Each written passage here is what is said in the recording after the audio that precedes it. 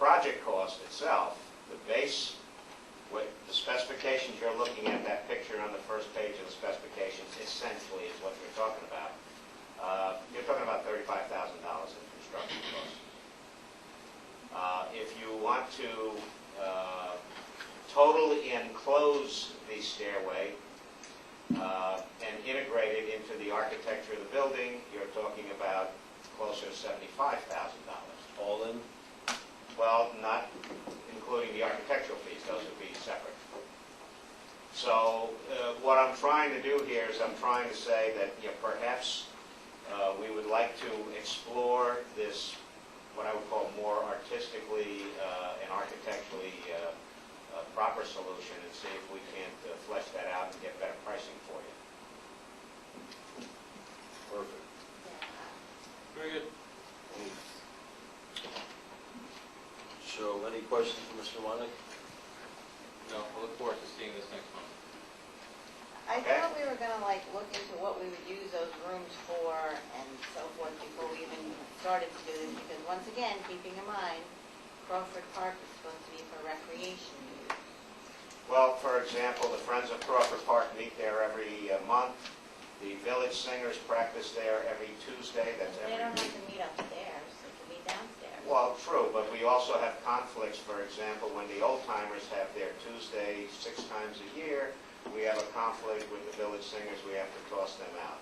We have the Portchester Council of the Arts runs various rehearsals up there. We have contention there as well all the time. Downstairs is in essence one space, and only one group can use it effectively at a time. Well, maybe we should look into putting some doors that would separate the 2 rooms, and they could be opened and closed. Might be a lot cheaper than... Well, the rooms upstairs are fairly large. They are perfectly agree. situated and perfectly designed for meetings. I hate to see us lose the architecture. I mean, the inside project sounds much better to me, because then at least you don't lose the beauty of the outside of the building. right. But I agree. I think that we have 10 Pearl Street with all those open rooms over there on the 2nd floor and the 1st floor that we can fix up and use them for people to meet in. I agree with the councilwoman Mendocino. If there are people that are meeting and there's an overflow of space and they need a room to meet in, 10 Pearl Street's the way to go. Well, I would agree with you with one exception, and that is that we would then have to think about staffing 10 Pearl Street at night. I think that's one of the reasons why governments, as a general rule, don't do this. Yeah, but didn't we discuss the differential of bringing in multiple part-time personnel to work on a per diem basis for that specific? Well, sure. Very good. And that's where I see the benefit of this variable expense, and if we need to go that route, I don't know. Yeah, certainly it can be explored. I think that the I agree. Well, first of all, I agree with you, Councilwoman Mendocino, also, in that the inside stairwell is the one that makes the most sense. Secondly, $75,000 is a pretty hefty price tag, so if we're really talking about a $100,000 project, but the idea was to explore ways to liberate, or provide access to those upstairs rooms, which you really can't do without some sort of fire egress. I think we're sort of back to the drawing board with a $100,000 expenditure. Now, I think next month, Councilman Byrnes is going to present an overall capital budget. And so maybe you can incorporate this project in that plan, and then we can begin to prioritize it, and then think some more about where our priorities lay. Oh, one thing I would mention, and I'm sure all the rooms upstairs in Crawford Park, a number of them need to be renovated. There's paint peeling from them, large chunks of paint, etc. So there needs to be a substantial renovation if you're planning to use those as meeting rooms, so that's an additional cost on top of any staircase. But I do agree that the internal staircase is a preferred option. I'm looking forward to your capital expenditure plan next month, because I think that's the status of all the town infrastructure at this point, really. Yeah. Is that it all needs a minimum facelift. And I'd like to just apprise you that there are groups that use the upstairs now on an ad hoc basis, even though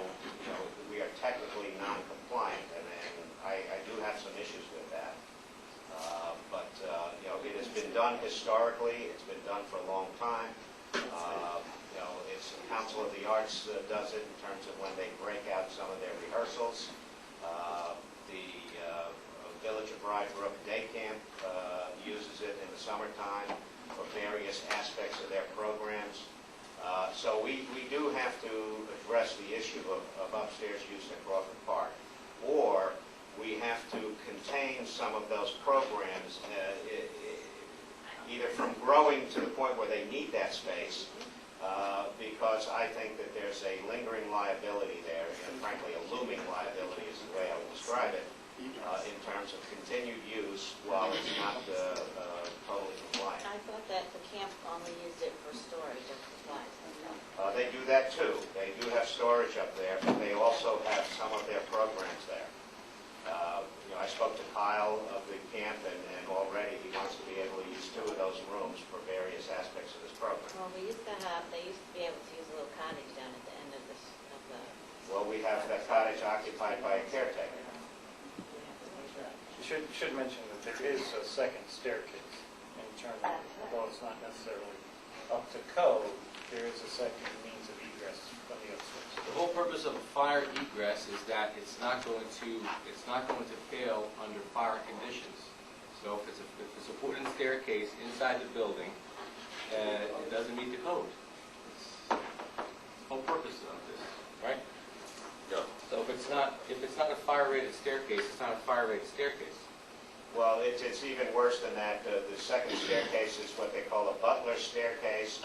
It is a very tight, very narrow, very small, winding staircase, if you will, like you would find in an old mansion, and it's certainly not suitable for an emergency exit.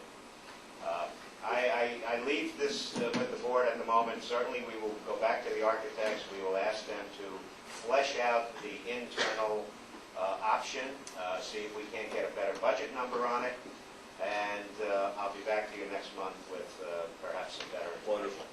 Okay, Crawford Park policy. You were Councilman Bellefair. Well, I think at this stage it may be Councilman Gelfarb in terms of an update. I don't know if you want to talk about it.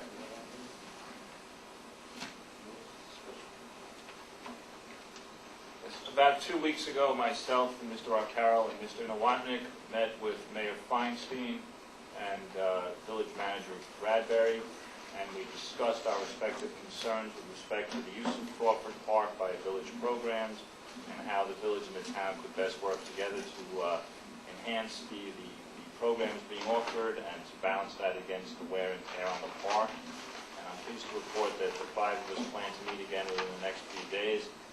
And I'll report again next month. Substantively, there's not a whole heck of a lot to say yet. The discussions are ongoing, and we are making progress, and that's pretty much where we are. The dialogue continues. Wonderful. Okay, thank you. All right, let's go to our certiorari, Sawpit Realty. Mr. Markowitz isn't here today. Mr. Nardi, you want to take this? Yes, I will be Mitch for a day, Yeah. short day.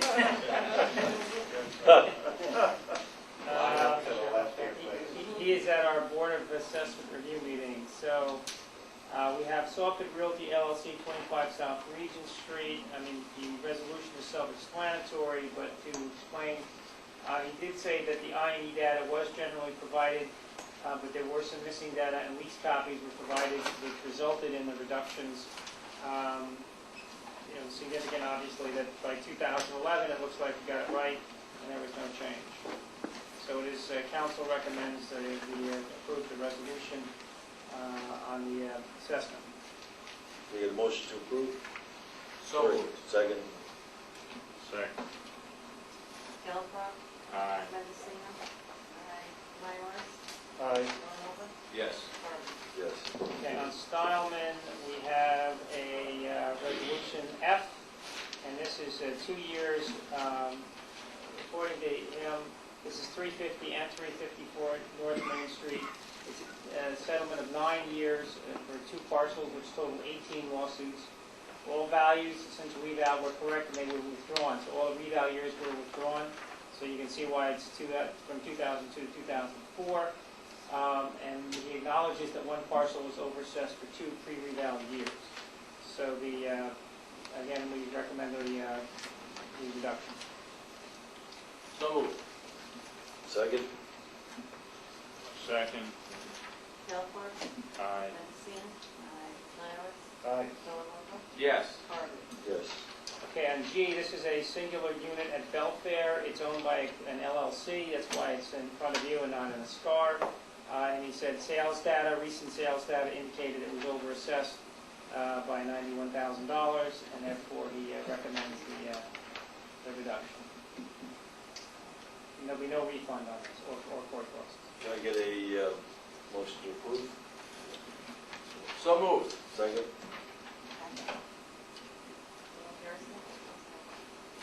Yes, we got it. Bellefair? Aye. Mendocino? Aye. Nyworth? Aye. Villalobos? Yes. Harvey? Yes, so you have an assessor's report to first, Mr. Mena? I do not, I can say though that I did meet with Mr. Stanton and Mr. Markowitz last Friday, and relative to Mr. Stanton's generic concerns. He did have an issue with his assessment, but by and large, he'd raised some very good issues about the update. We had Dave Arnold on the phone with us, and I think Dave did his best to explain some of the issues, but I think that Mr. Stanton did identify this one particular area where there do appear to be some anomalies, and I think next week's meeting will be helpful and hopefully illuminating to address that. And one thing Mr. Arnold did say is that they had promised after the preliminary numbers went out and after, as they went through the informal meetings, that they would make changes. And he said that, in answer to the question is why after the informals did this area go up? And he said because we said we were going to look at this and listen to the people, and we did, and we made changes. And unfortunately, I don't know if people were in there advocating that their homes were worth more or not, but the reality is, he said, we promised that we would listen and make changes, and that's exactly what we did. And I think it's also important to recognize, or at least acknowledge, that an assessment is not, a higher assessment or a lower assessment does not necessarily mean higher taxes or lower taxes. You could have your assessment lowered and actually pay more taxes. It's how the school districts and the municipalities will assess the taxes, and they have budgets, and it's a matter of how the pie is divided. It's not that you're going to pay more because your assessment went up, or you're going to pay less automatically because your assessment went down. And I'm not sure that message is out there. And I do think Mayor Feinstein had a good point. People should go to the bar if they feel that they're overassessed, and you will not be increased if you go. You don't get penalized. It's not a punitive process. And once you're there, you have all summer, basically, to make your case. I think people think it's a one-night event, but the reality is the bar, up until September, can make changes. And I think if you can present the data, they will make changes. And so I think people should avail themselves of the opportunities to have more informals next week and file, and then and hopefully at least be satisfied that the process worked by September. And what is the last date to file for the bar? Today. Today. It is, as of now, it expired 2 hours ago. And look, I think most people know that, and in fairness, the assessor's office was very transparent in making sure people knew. Everyone got a letter. The forms were provided. So I would be shocked if anyone said they did not know that this was the process and they could do it. But I think that the supervisor is correct in that we, on the staff end, have really bent over backwards to be as transparent as possible, to give people as much information as possible, and I hope they understand the assessment process. It is sometimes complicated, but the reality is it is in our interest and theirs to get it right, and that's really the goal. And you're not always going to agree, but the point is we want to get it as right as we can, and that's within a 5 or 10% range. And I think that's what the state looks at when they certify your roll. Great. Now, in fact, I should maybe take this opportunity, so we're going to need to go to a special meeting, right? Well, no, you can call it. You, Yeah. supervisor. Oh, yeah, with 3 days' notice? Oh, you have a week. We don't have to You can, if you like, you can call a special meeting without, I'd like to call it with the words Fine. full approval. the So I need. think this is important, I want, maybe, Well, the only concern that I have is that it have to be on Tuesday because, Mayor Feinstein and the board would really like to attend, and I would like to at least try to accommodate them if possible. I will not be here. not Tuesday, I'll be here Tuesday. The only thing is, I know Mr. Arnold's available that night, he's coming down Monday and Tuesday. We can try for Monday night. But then you lose the Portchester Village Board, don't you? What day? Next Monday, 27th. No, something is fine. 20, you want to try and do Monday night, 27th? Does that work, Michelle, Billy? Does that work? I'm fine. Michelle? Okay, then I'm glad we had this conversation. Okay, a motion to have a town meeting exclusively to present the reval methodology with Mr. Arnold, Mr. Markowitz, next Monday evening at what, 7:30? Maybe 7, you'll start off. 7 o'clock? Yes, Mr. Markowitz? Do we want to consider an alternate venue, perhaps something larger than the courtroom? No.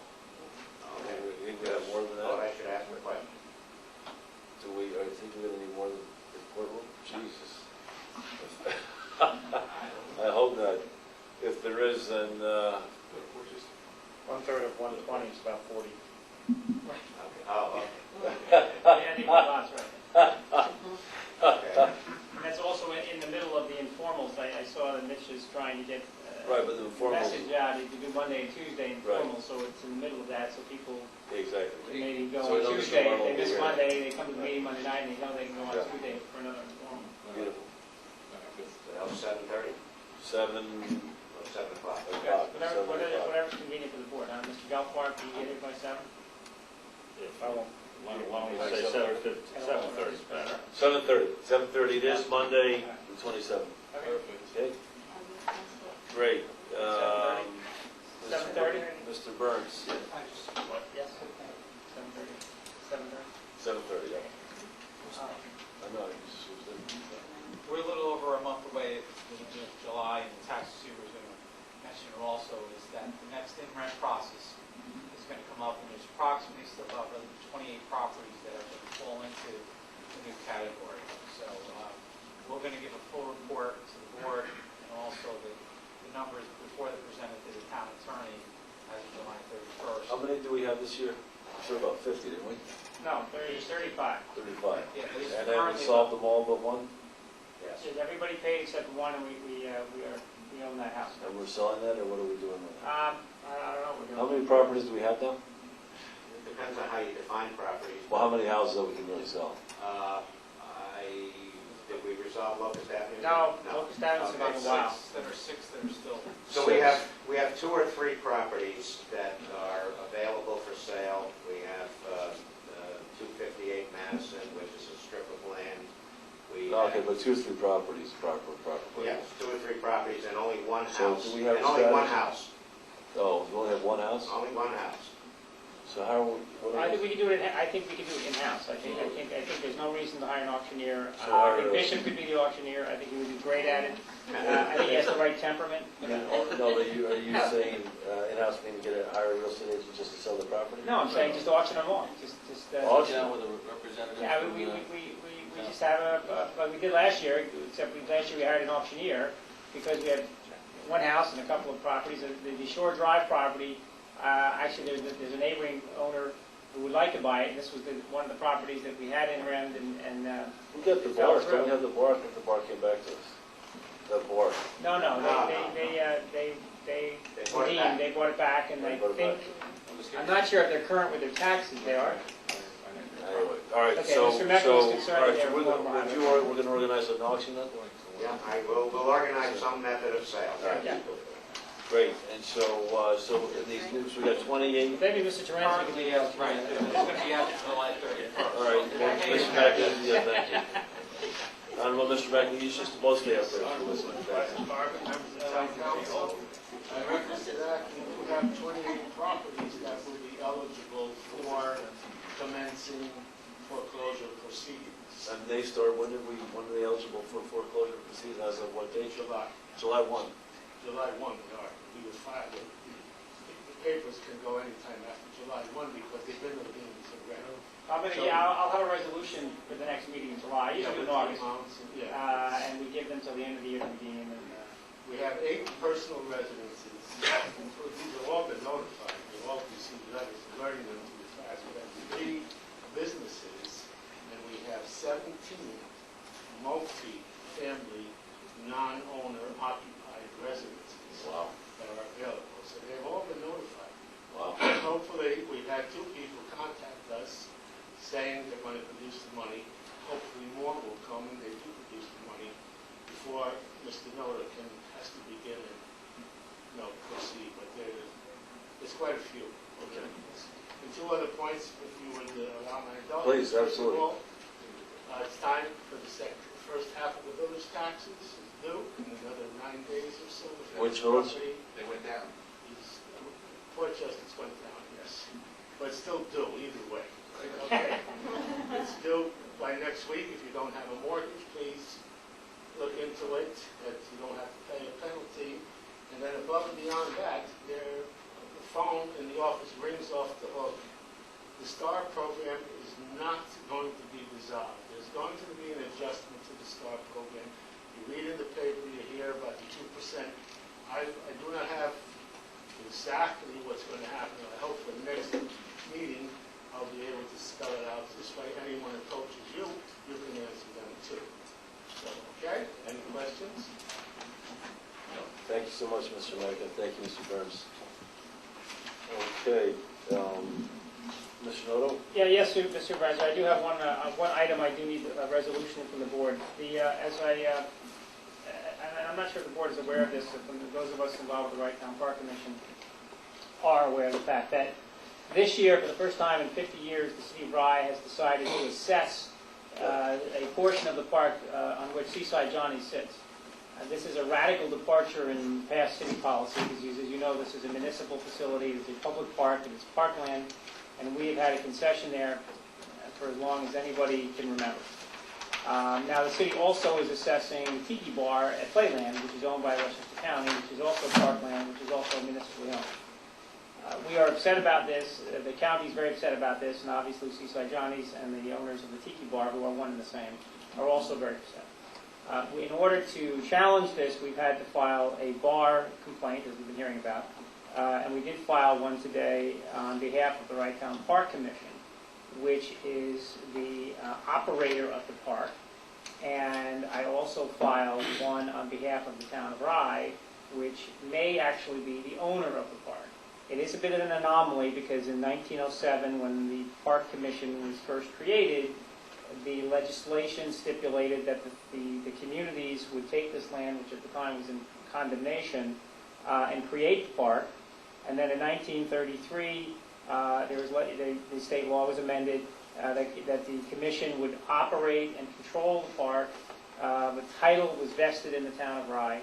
And then again, the legislation was amended in the 40s, where we have this situation where the town of Rye may be the technical owner, but the town of Rye doesn't control the park. The park is essentially operated by this commission, which is comprised of 2 commissioners from the town of Rye, the mayor of Portchester, the mayor of Rybrook, and the mayor of the city of Rye, and a representative from the city of Rye.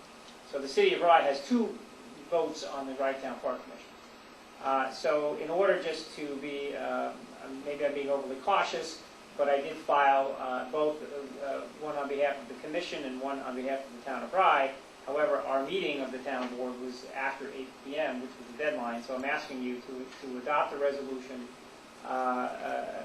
authorizing the BAR filing at Wright Town Park for both the loss of the exemption as a public property and on the challenge of the actual number, which is 39 million, so that in the case we lose the exemption, we can still challenge the actual number. And I would do that and ask that it be done what we call non-pro-tunc, which means prior to 8 p.m. tonight. So what was that? It's called non-pro-tunc. It means before the beginning. So you're doing it actually, you're retroactively authorizing this. Your Latin, Joe. Add that to your list, to your arsenal of languages. So if someone could make that motion, we'd be... So moved. I'd be very happy. A second for the non-pro-tunc. Second. Was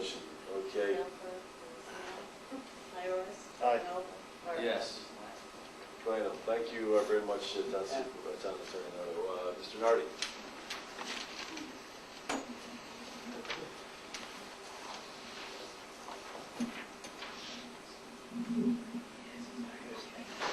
Good evening.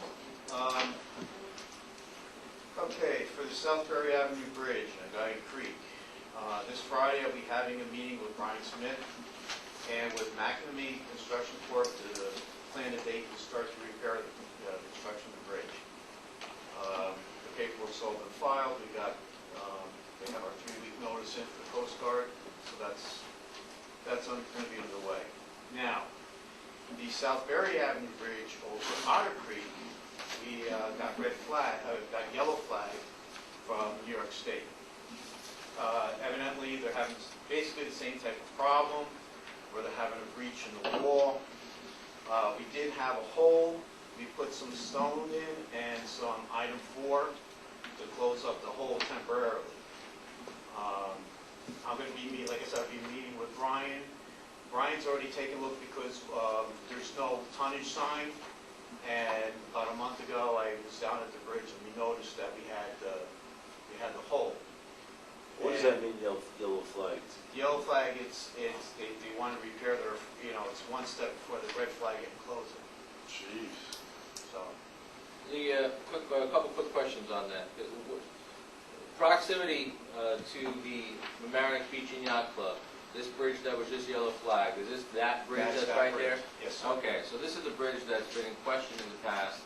So it's been $750,000. That's correct. So, Mr. Nardi, please pull, and please work with the town of Rye attorney, and please pull all the information. Mr. Nowotnik, you're going to have to help them. Pull the information with regards to this bridge. When there's work done, bridges, they're rated for use, obviously with the flags, the tonnage, there's no sign for the tonnage that's there. That was always a concern. Fire apparatus, emergency apparatus, access of that portion of the village of Mamaroneck. And I want to see if there's any responsibility that the contractor has with the longevity of the work. Okay. Obviously, if you did work in your profession and something broke within a certain amount of time, you're going to say, well, listen, you know what, maybe there was a problem here, I need to correct it. I tried looking for plans on this bridge and I have not been able to locate anything so far. I have a number to call for Village of Mamaroneck. I'm going to give him a call tomorrow and see if he can help me locate plans also. Very good. And again, you all should have these papers. They have the pictures of the where we did the small roof, covered the hole, and it shows the breach where the stones have come down, and there's only a couple stones holding up part of the embankment there. And that's the only thing, that's what they have on this. Wonderful. Okay? I don't know how wonderful it is. Well, I mean, exactly. Thank you, Mr. Nardi, for bringing us that. Thank you. Thanks so much. And Mr. DeLeo. So getting back to the commencement proposals, Councilwoman Mendocino and Councilman Villanova, is your schedule pretty free, maybe either this week or next week, and we can go over that area? Yeah, I mean, even if Michelle and I can't go at the same time, Michelle and I can communicate by phone, so Okay, we have in the past, or email or whatever it may be. that's fine. So can I reach out to these contractors and get another proposal out of Stockade? Yeah, there's no harm in getting information. You can gather as much information as you want to get back to us, and that's. I'll reach out to these gentlemen tomorrow, and then I'll let Bishop know, and we can keep in contact, and we'll take it from there. Perfect. Great. Okay? Thanks so much. Thank you, Mr. Oh, Frank, and we spoke earlier.